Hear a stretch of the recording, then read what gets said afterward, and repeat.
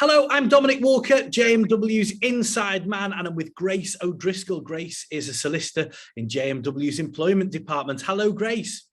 Hi, Dominic. Hello. So we're going to talk about employee screening. I guess the obvious question is, what is employee screening?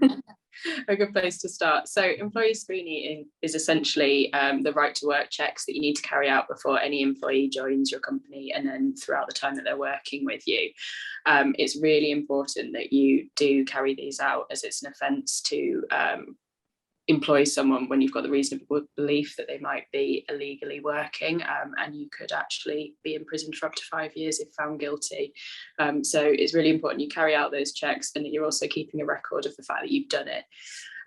The checks are really just making sure that the individual has the right to work. So that would be looking at things like passports or permits and things like that.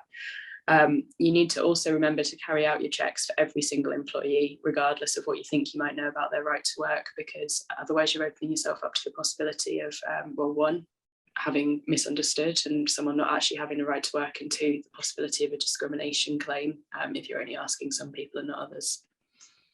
I've heard this term, the digital right to work checks. What are they?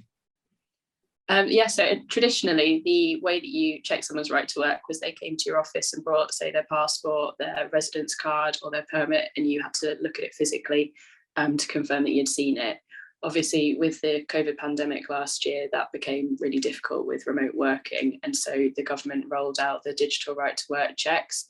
They were brought in on the 30th of March 2020. And essentially, this gave employers 3 different ways that they could check someone's eligibility remotely. So you can either obtain a scan of the relevant document and then you carry out a call, and the individual needs to hold up their passport or whatever the document might be so that you can confirm it's the original.